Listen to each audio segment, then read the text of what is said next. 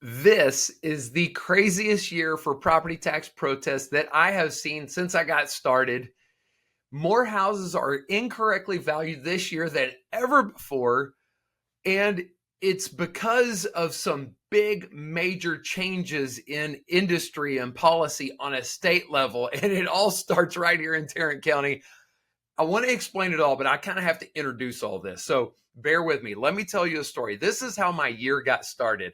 On January 9th, I was landing at DFW Airport at 8 a.m. from a trip halfway around the world. I went on a mission trip to Nepal, and I would love to tell you about that mission trip and how you can get involved and what we're going to do to help support an orphanage over there. It's really cool stuff. But anyway, as I was landing at DFW Airport, there was a winter storm coming through with ice and that sort of thing. I thought, oh gosh, what's going on? And I clicked the Facebook app to try and reorient and try and figure out what's happening back at home as I'm trying to figure out what day it was. And I see comment after comment after comment of teachers, community leaders, politicians, people absolutely losing their mind, saying that the Keller Independent School District was splitting in half and there was some kind of secret plot going on. And I thought, what's happening here? And it relates to your tax bill, and it relates to the policy changes at the Tarrant Appraisal District, and it relates to why this year is so crazy. It all goes together. I want to explain it from top to bottom. It's really too much for one video. I just have to introduce it here. I'm going to do a deep dive on school finance because the largest portion of your tax bill goes to the school district. And you might be wondering, it's not just Keller School District, it's 80% of school districts have a financial crisis going on. I want to explain how you can be taxed out of the nose and that can still exist, and why the appraisal district, here's what's going on at that level. The appraisal district decided they're not going to reappraise this year. And so that's causing school districts to lose their mind. And that's causing house values to be inaccurately priced. But in some of it is going to hurt you. And I want to explain all of this. Here we go. We just got to go from top to bottom. I'll hit the deadlines, what to expect this year, what you need to start doing, and how all of this relates. Let's dive in. We're dealing with two big issues that I need to explain. Let's start one at a time. The first one is why so many houses are being incorrectly valued this year more than ever before. Some background on this. It starts because just a few years ago, we saw house prices going up in value by 20%. Wow, that was insane. We needed them to freeze values back then when we were getting hurt so bad by that. Now, this year, we're seeing home values go up by only 2%. This is an entirely different world. The same solutions to solve those problems are not the same solutions to solve the problems we're having today. We're definitely still having problems, but it just requires different solutions. So unfortunately, what they've done this year is they've decided they are not going to increase values from last year. And you might be thinking, okay, so if home values have only gone up by 2%, still, I'm happy with last year's values, considering that's still lower, right? But that's not really the full picture. The full picture is this. That's 2% for the entire county. But that doesn't really tell you what you need to know for your specific house. When home values have only gone up by 2%, and that's what we say, what that really means is some subdivisions and some neighborhoods have actually gone down in value. Some of them have gone down a lot. Some of them have only gone up 1%. Some of them have stayed flat. So when you look at it like that, that's the reason why we have to do individual appraisals on each and every house to make sure if your house should have gone down in value, that it actually went down. Unfortunately, this year, they're keeping the values the same. I want to take it one step further. If I go into protest and they don't have enough evidence to support even last year's value, then we win the protest. This year, we're seeing about 6,000 less sales than we saw in recent years. So just a few years ago, there were 29,000 home sales. This year, on the evidence that we can use, there's like 23,000 sales. In total, there are about 6,000 less home sales. That means there are 6,000 less pieces of evidence that they can use to support the value that they had last year or this year, however you want to say that. So that means that we're in a position to come in and have really good results in protesting, because whether your house value should have gone down, or if they don't have the evidence to support the value, then we're going to come in and win. So that's issue number one. Let's move to issue number two. Now, the next issue is that so many of you are going to get a value notice in the mail saying your home value has gone up. And you might be thinking, wait a second, the appraisal district told me that they're keeping the values the same from last year to this year. How can that be true? Well, they're both true. And the reason they're both true is because the appraisal district calculates two different numbers. One of those numbers is going to stay the same from year to year. The other number is going to go up. In fact, it's going to go up for almost half of you. Flip a coin, heads or tails, you got a 1-to-1 odds, 50% chance your value is going up. It's madness. This is why property tax stuff is so crazy. It's because you have to explain all this stuff. It's too much. They're not trying to lie or mislead. It just takes too much to explain all this stuff. So let me explain the deal here. Out of 580,000 properties, 287,000 are going up. And what that means is the value of the home, what they think it's actually worth, they're not going to increase that, because that's an opinionated statement. That's subjective. They have to come up with a theory on what they think your house is worth.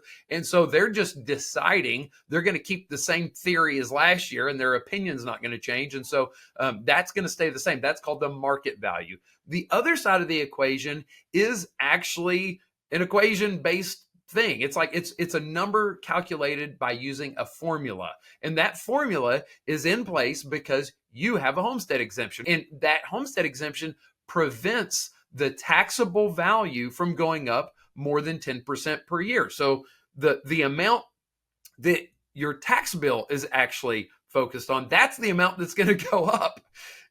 So, and the reason why is because what I've already mentioned is that not too long ago, home values were going up 20% in 1 year. And so when home values go up by 20%, our legislature did a great thing, and you did a great thing by getting a homestead exemption in place, so that even though the value of your home went up by 20%, the most you're going to get taxed on is a 10% increase. And that 10% is going to increase every single year, even if your home's value doesn't go up. That 10% is going to keep going up and up and up until they level out. And so even in a year like now, where home values are basically flat, because home values have increased by so much and you have a homestead exemption, you're probably going to see you have a 50% chance of seeing up to a 10% increase in your home's value, which means property taxes are going to go up. Let me just back up for a second. I have a real hard time acknowledging the truth that I've just acknowledged in explaining those two big points. But the truth is this: the people coming up with this stuff are people that are putting their heads together, trying to figure out how they can help homeowners. This is light years better than what used to happen. In the past, they used to put their heads together and figure out how they could take advantage of homeowners and abuse homeowners and turn a blind eye to homeowners. So the conversation is completely different. But unfortunately, the truth goes a lot deeper than this. This is all the stuff that affects you personally. And I'm going to get to the deadlines and what to expect and all the stuff you need to know about what's going to happen this year. The good news, what you need to know is if you are protesting, you're going to be fine.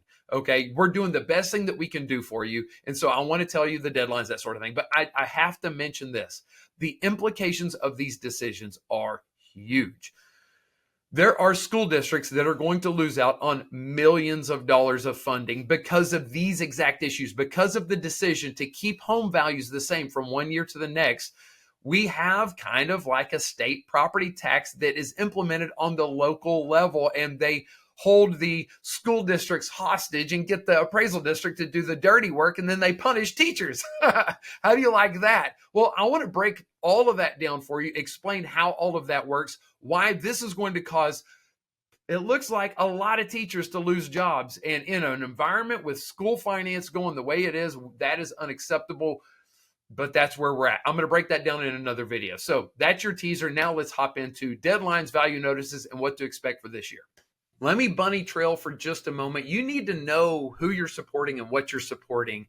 At the end of tax protests, that just because tax protests stop doesn't mean I stop. I am doing everything I can to make use of your support because I just truly appreciate it. So I will keep advocating for you at the appraisal district, having one-on-one conversations, doing what I can to support good governance there. I'm having one-on-one conversations with the chief appraiser and several of the staff up there, doing what I can to foster those relationships to make sure they're treating you right. Also, I'm operating on the state level. Me and my son got the chance to go down to Austin, and we had a couple of very quality one-on-one conversations with Senator Betancourt, getting lots of good information, insight there. He has authored the biggest property tax reform bills.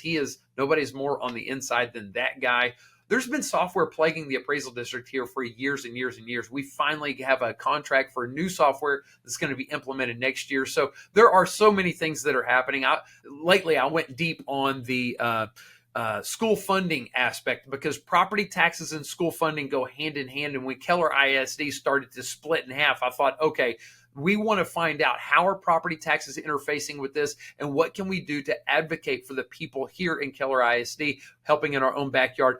That has broad implications I want to tell you about in a separate video. So stay tuned there, watch that video, but you just need to know when you support me, you're supporting not just your own somebody to advocate for you on an individual level, but I'm going all out as much as I can, and I truly appreciate your support. I couldn't do it if it weren't for you, and it is truly a dream come true to be able to serve you and our community on this level. Thank you so much from the bottom of my heart. Now, let's talk about protests this year. The appraisal district is going to take a different approach on value notices this year. First of all, something kind of funny. They're not going to be on blue paper. They're going to be on white paper with a little splash of blue. All right. For half of you whose value is going up, you're going to get one of those. For the other half of you, you're going to get a postcard in the mail just letting you know your value is not going up. So the only people that are going to potentially get a value notice are those that have a homestead exemption. If you don't have a homestead exemption, your value is not going up. You're getting a postcard because you've been paying taxes on the full price this entire time. So there you go. Next, you need to know if you're one of my clients and I protested for you last year, they're not going to send you anything directly. They're going to send it to me. They're going to send me your value notice or your postcard, and then I'm going to email that out to you. I know some people really like receiving that in the mail. But here's the thing. If you sign up with me, you're agreeing to email correspondence and communication. And by allowing them to send that to me so that I can email it out rather than send it snail mail, we're saving about one whole teacher's salary in postage and printing costs. So I just, with good conscience, can't go along with costing taxpayer money at the tune of a teacher's salary just so you can get a piece of mail. If you don't want to get it, you got to cancel the service. If you want to cancel, you can. Just go to my website, freetaxprotest.com, upper right-hand corner, log in, and go through the prompts and cancel. It's okay to cancel. No hard feelings. It's okay. I promise. It's our pleasure to serve. I want to serve you, but I also want you to get what you want. All right. So there's that. For the people that are not signed up with me, you're going to get your value notice or postcard around April 15th. If you're set up with me, please be patient with me. It just takes me a little while to process everything. If you haven't received anything from me by May 1st, then go ahead and send me an email, protest@chandlercrouch.com, protest@chandlercrouch.com, and we can troubleshoot from there. Okay, the protest deadline this year is going to be May 15th. If you're set up with me, you don't have to do another single thing. We file all of our protests on time, every time, 100% track record every single year. You don't have anything to worry about. You're good to go. If you're going to protest on your own, you need to go ahead and get that in the mail and get it filed by the 15th. I've got other videos to show you how to do that. The next thing I want to talk about is just to give a little peace of mind about what we do behind the scenes to actually get you that reduction. After we file the protest, that's step one. Just filing is step one. Step two is actually getting you the reduction. Well, what we do right off the bat is we calculate the numbers and we see what the lowest number is that we can justify getting a reduction down to. So the first step we take on that is to ask the appraisal district for the evidence they would use against you if we went to a hearing. I take that evidence, I look to poke holes in it. That's my favorite part because it's their burden to prove why you should be valued at the value that they're proposing. And if they can't prove that, we got them. So There's step one. Step two is we go ahead and do our own research. We pull the comps and then we compare our numbers to their numbers and see if we've got a number that justifies a reduction. And if we do, we negotiate with them and we say, hey, we'll agree to a reduction at the lowest level that evidence will support. And if they agree to that, we're done. We sign the paper and we move on.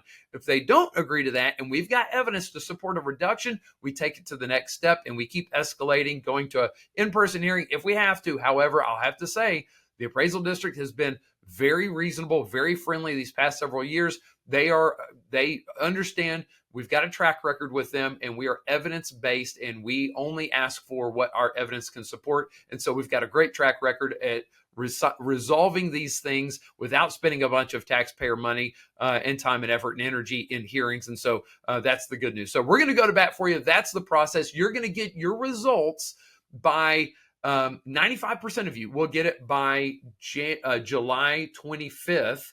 That's the only thing I can say to guarantee timeline because a lot of this stuff is out of my control. I'm going to be working as fast as I can to get all the protests resolved and give you the results as soon as possible. You don't have to worry. As long as it's done by October, then it will show up in the next tax bill that you get. So there it is. That's the nuts and bolts. What you can be doing is if you think you've got some major condition issues, then you can start assembling some evidence to document that and give it to us. But you need to pause. Hold on. Before you just start sending us stuff, you have to realize, number one, we're doing our own market value evidence. I don't need you pulling comps for us. There's a very specific way that we have to do that we found to be the most effective. So we always use our comps. If you want to pull your own comps, cancel my service and go ahead and do that. All right. Second thing is, the only condition evidence that we need are major items: foundation, electrical, plumbing, roof, that sort of thing. They do not care about paint, carpet, flooring, landscaping, fencing, the cosmetic stuff. It drives me nuts that they don't care about it. But historically, we've had very little luck getting them to listen to us when we say, hey, the paint, the carpet, the flooring, the landscaping, the fencing cause houses to sell for less. That falls on deaf ears. So if you have major issues, get repair estimates showing us that those condition issues were present on January 1st. So what you need to know is if you fixed a bunch of stuff before January 1st, none of that's going to help us. Where your house burnt down in February, tough luck. It was standing on January 1st, so you pay taxes on the full house. Drives me nuts. There's plenty of unfair stuff. I'm just telling you what we need to have an effective protest is all of that stuff. So you can get repair estimates, take photos, just hang tight, wait until we can send you another email, and it will open the door for you to upload those things into the website. And that's it from A to Z, what to expect, the deadlines, all of that stuff, what you can be doing. Thank you so much. I truly appreciate you. It is truly an honor to serve you.